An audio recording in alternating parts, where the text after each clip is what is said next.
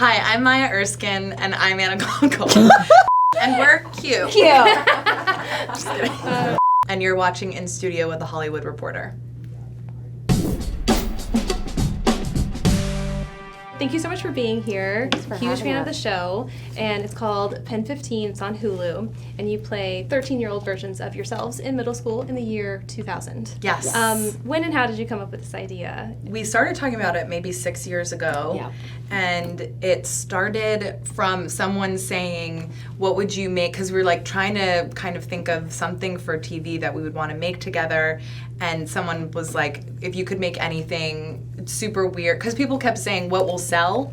And Right. we were like, what will sell? I don't know. And then they said, what would you be passionate about? What would you want to never stop making? And we started talking about this idea of playing middle schoolers. Right. Or it actually started as adults who escape a cult and then pose as middle schoolers. That was sort of the convoluted Hide idea. from the cult that they were escaping. It was Right. really genius. It was. We couldn't crack it, so we worked with our friend who's the third co-creator, Sam Zwiebelman, to crack the idea of simplifying. We just simplified it, and it was like, oh, what if we were just middle schoolers that were in the year 2000 and tried to show it in a way that we experienced it, which was very R-rated. We hadn't seen a version of that at the time, and it's raw and it's ugly and it's a freak show that we wanted to expose. Is Sam supposed to be the Sam in the show or inspired by? Inspired Yeah. by. Yeah. Yeah. Okay, because there's also the Sam and Maya thing where I'm like, what's happening there? I Right. I need more of this. So does he sort of, what was... Was there something there? No, I think it was just something, because, we're taking from all of our different experiences, but obviously we all didn't go to middle school together. We didn't all grow up in the same place, so we're melding. You and Sam aren't in love. We're not in love. I love him dearly. But, so we added a lot of fiction into, our experiences and tried to weave them together to create interesting dynamics. I love that character. Isn't I know, he great? he's so so good. good. It's adorable, and just the all of the casting amazing. is so on point. You guys did a great job. Thanks. Everyone's changing so fast. We did Right. ADR at the end of the shoot, and we were in post, and the kids were coming in, and they all looked completely different from just a few months Right, ago of yeah. shooting. Like, whoa. Yeah. They looked cooler, too. Everyone was they in cooler clothes. Yeah. Everyone was just a little more Hollywood. One kid was sponsored by Red Bull, I think. He had a Red Bull hat on and sunglasses on top. We're like, all right. Yeah, he gets a swag somehow. Somehow. I don't know. Yeah, I feel like the fashion in 2000 was. I'll sort of touch on that stuff Yeah. later. But, look, middle school is arguably the worst Yeah. time for a lot of people. I know that you've mentioned about the Spice Girls episode and your parents' divorce for you, Hannah. Were those the scenes that you would say were the most emotionally taxing for you as actors or creators, or is there anything else that sort of felt more emotional for you when you were filming? Yeah, I mean, those were definitely hard ones that we've talked about and kind of caught us off guard. I mean, I think the things that, weirdly, one of the hardest or strangest moments or more emotional was actually doing scenes before the divorce happened, because my parents divorced in real life, and when they did, we sold our house, and, everything changed really drastically. And so going back to this house that's based on my real, real experience growing up of, doctored pictures of the parents and me, and that was weird. It was weird to do scenes together as a family, and it made more sense later on in divorce scenes if the crew or directors or something would be like, how are you doing? You okay? And I'm like, yeah, I'm okay. I'm getting it together. But it was weirder when it's a funny family dinner scene, and I'm like, in my head, they're like, yeah, okay. I'm like, fine. I'm just, so that was challenging. Yeah. Definitely the Spice Girls episode was a challenging one, and that was because it was such a surprise. While we were writing it, I think we had no idea. We knew we were touching on serious subject matter, but I didn't think that it was as raw or as present as it was. When we were filming it, it just hit me out of nowhere, and then it hit Anna, and then it hit the rest of the crew. I think another moment that was really hard for me to film, or at least just really emotional, was the scene where at the end Maya and Anna smoke a cigarette.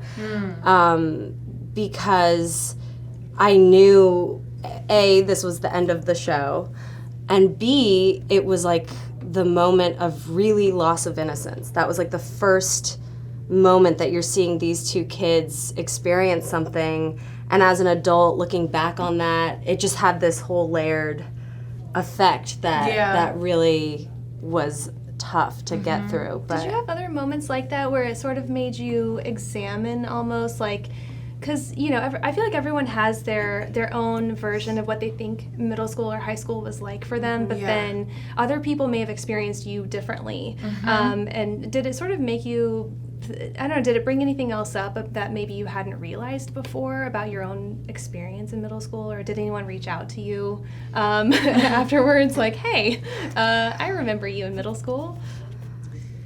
Yeah. I mean, what was interesting was and I think you had a similar experience for a different reason, but my parents, they knew about the show. My mom was in it. They you know, had heard about it for so long and thought it was going to be this really funny comedy. And I think for them watching it, they were really sad and overwhelmed by it because they were seeing for the first time my perspective and what I actually felt like what I was going through, what my mind was like at that time, because it's obviously a very different perspective than your parents. So I think they were really just emotionally overcome by that, seeing their child go through that and then seeing your adult child relive that. It's also right. What's up with that? Yeah, and then there were some kids who reached out because I did name some characters after them, but they're not them. They're not you. And Brendan. I ran into one at a party. He was like, so Brant, that's me, right? I was like, no. It's just a great name, and it's like kind of based on you, but it's not you. So that's been interesting. Okay. Yeah. I just went to a message on Facebook that I got from someone that was popular in my school, and I still haven't Responded? read the message. I shouldn't be saying this. I'm so sorry. No, I think I just was like, overwhelmed by that. And when I think of how we grew up and like who we grew up with, my parents watched it and that was scary for me. And they were very supportive and positive about it. But I don't know, it's weird. It is so autobiographical. It feels very vulnerable, and I'm so removed from like where I grew up and how I grew up now, kind of that you get like sucked back in, or I don't know, who knows. Our assumption was that maybe our family and friends would watch it, and maybe like 10 other people, but to have people reach out and be like, you know, the thing that we felt most ashamed about, all the secrets, like the masturbating, all of those things that I thought I was the only one who did this, I'm a monster, to have people reach out and feel comfortable to say, hey, I masturbated too, I did all these things too, thank you. That's like, oh great, you just helped me get through the shame of that, because now I don't feel alone in it. Because you know, there's a lot of not to bring it around to like feminism, but there's a lot of male, like teen guy masturbation scenes and movies and everywhere, and there's really not a lot. I mean, you kind of to have an entire episode, like the whole storyline for you in that episode was just sort of like, this is really real and it's fine and it's kind of funny and whatever and kind of cringy. Yeah, and I think it was scary in the writer's room going there, and then at the same time we kept just feeling like this is something we've grown up watching, but on the guy's side. Right. Yeah. And since year 2000 of going and seeing a movie and like the jerk off thing is the joke, and it is funny. It's not to undercut that, but it's like, can I as a woman doing that be funny too? And can it be shameful and gross and funny and sad and all of those things? Yeah, not just like, you know, Mulholland Drive where she's like crying and, you know, it's sexual and sad and but like this crazy not that that's woman. Wrong. It's just like, what about a kid? Girls are going through that, not all, but and if a boner can be funny, a pulsing labia can be funny agreed. too. And I think I remember that at the time though, and even when it came out, there was this fear of like, did we cross the line? Is this okay? Which is crazy that we're thinking of that way. We shouldn't. And that just is so illuminating, I think. Yeah. How do you think you would have done in like today's world with social media, if you were 13 in today's 2019, no. Good. I have no Yeah. idea how it Yeah. would affect me. I mean, I think as an adult, just the presence of it and the immediacy of it, and it's all encompassing and it's all image based and what people think of you and what they're saying and if they're liking something, if they're not, how can that not create more insecurity and more anxiety? I mean, Right. I struggle with it and I don't even use it that much because it's hard for me. Right. So on one hand, maybe it's easier for kids this age that it's not a new, I mean, that age that's not, it's not new and it's been so part of their culture since it's not like they have to deal with that change. Yeah. But I would think that it would be extremely difficult for your confidence and your sense of self. Totally. I think there's some pros and cons to it. I'm sure I would, because I know being left out was such a big thing for me in middle school by other girls, and you would only sometimes find out if you were left out, right? Yeah. But imagine if you're seeing on Instagram Yeah. constantly all these friends hanging out with you and not you. I mean, there's that. But then on the other side of it, as a 13-year-old when I was growing up, I didn't see images of people that looked like me that Right. were considered beautiful. So I wonder if the opening of the internet and social media, Yeah. you're exposed to more of that. Totally. But yeah, also all the images that people are into are like, you know, Kylie Jenner, and they Yeah. want to look like Unrealistic they're- expectations Yeah.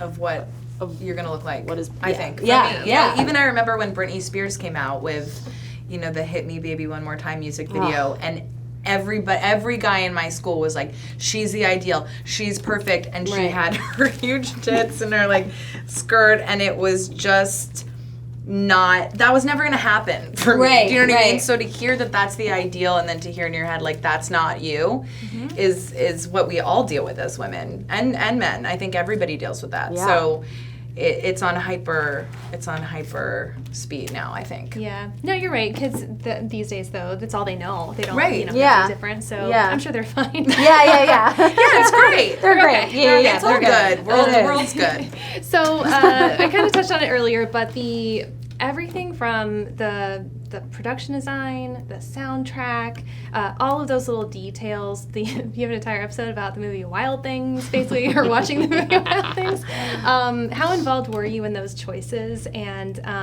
what was your input like for, and how much was in the scripts? What were some Probably of those things for you? annoyingly involved. A lot, yeah. Yeah. I think it was really important to us the challenge of being in our 30s, playing a 13-year-old is already such a sketch, kind of just that concept of just trying to tell the real, honest story as best that we could.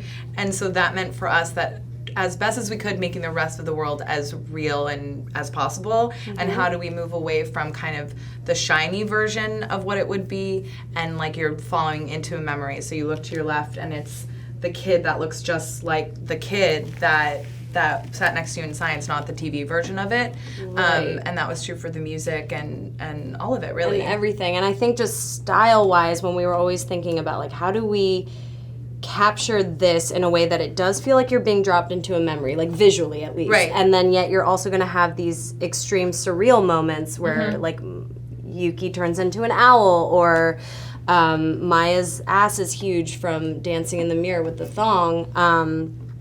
So I remember we like went back and forth a lot about how we were visually going to capture this show, that it was Right. like but we had like such an amazing team, DP, and a lot of those people grew up at that time, so they were very they went back there really quickly. Yeah. And were using eBay, and They're like, Everyone oh my was gosh. really specific. yeah, they're Yeah. like Tamagotchi. Yeah. Yes, Yeah. got it. Yeah. What were some of your favorite or least favorite costumes that you wore? Because the clothes are also just very accurate, I would say. I think my favorite's my cargo skirt. I had this yeah. long cargo skirt. Oh, I love it. I need to wear that in my life just Yeah. to like make myself giggle. And like 3 different parts of it zipped off, but it went to my ankles. And then I had like 4 pockets that were huge circles, as though I was going to carry around 4 discmen. Men? Yeah. Discman, plural, Discman. discmen. I loved that skirt. I love that skirt Yeah. too. What about I you? think I think it'd be when Anna and I were Banana and Blueberry, when you were wearing the full yellow modeling thong. suit. Yeah, and then I was There was wearing... like wide leg. Because those were yeah. wide leg with like a bunch of ties. That was and then crazy. I got to wear... I mean, we looked in the mirror and we're like, what show are we making right now? This is nuts. It's like a sitcom But- from the 70s or Yeah, something. yeah. But Was that there anything fun. you had to sort of fight for, and maybe it didn't make it in the show though? Because also when I think about the mid '90s and like Romeo and Juliet, Leonardo DiCaprio, like all these things, Yeah, are like that would yeah. be all these things are like would be tough maybe to get just copyright issues Yeah. alone. There were music issues for sure. Yes. I mean, Yeah. it was also for TV a pretty low budget, so there was a lot of constraints with just paying for music. Gotcha. But music was more the limited place, but everything else we just had clearance. We lucked out because we could Yeah. clear everything pretty amazing. much. Yeah. Let's talk about what you have coming up. You're both in the movie +1 coming out, right? Yes. Yes. And is that a June release? Is that right? That is June. Okay, Yeah. great. So it's a rom-com. What can you say? It is. It's definitely a rom com. I feel like it calls back on the early '90s rom coms. Like I guess When Harry Met Sally was '80s. Yeah. Yeah, but that Late time, 80s. late Yeah. '80s, early '90s, and it's just about two friends who have to go to 12 weddings and they become each other's +1s. I love And that it's premise. really sweet. And every time, a rom-com has its kind of formula, but every time you think it's going to go there, it doesn't. It takes a different turn. I think it's really a special movie They do and a you're nice incredible in it. job of grounding it. Yeah. Yeah. That's great. Yeah. And then you have a Seth Rogen movie that you're in. Is that Very yeah, small okay, part. okay. Yeah. And I heard you writing a book. Is that true? She is. I'm always it's- writing something. it's I don't know brilliant. if we can say a book. It's Okay. It's a pages in a book. document on my computer, and Okay, I'm writing great. that. And it's so gonna be great. incredible. It's brilliant. Okay, Thank you. gotcha. Well, can't wait for that. Can't wait to see what you Thank guys you. do. Oh, thank Love you. the show. And everyone, if you haven't seen it, you can watch PEN15 on Hulu right now and check these ladies out on everything else that they're doing. So thank you. Thank Thank you. you.